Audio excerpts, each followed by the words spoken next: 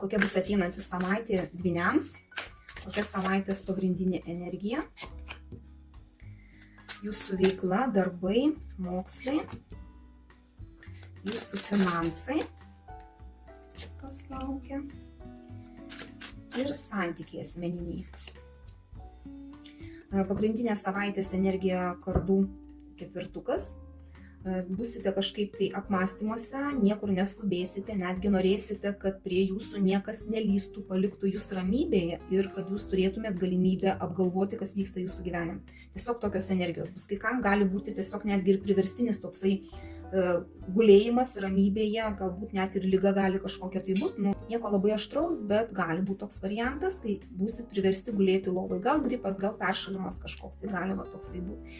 Kas liečia jūsų veiklą, darbus, mokslus, tai bus bendradarbiavimas, tiesiog kai kam gali būti ir kursai mokslo, kažkokie tai pasitobulinimas, kažkaip tai savo žinių pagerinimas gali būti toksai, bet čia bendradarbiavimas, dirbsit, užsidirbsit, žodžiu, kaip ir viskas gerai. Nors su finansais tai truputį liūdnoka, nes čia resursų nebuvimo korta tokia, skurdo korta, galbūt negausite tiek, kiek kažkur tai tikėjotės, čia gal net ir pagalbos reikia dėl finansų kažkam tai, bet prašykit, galbūt ar paskolos kažkokios reikia, ar kad kažkas tai padėtų dėl finansų, tai tiesiog nebijokit prašyti, gausit pagalbą, tiesiog reikėtų apie tai turėti minty, nes pinigų nebus kitą savaitę. Kas liečia asmeninius santykius, tai čia yra vienišiems gali būti kažkokios tai naujos pažintys, turėkit minty, o porose kas esate, tai tiesiog geras laikotarpis, susikalbėjimas, vienas kitam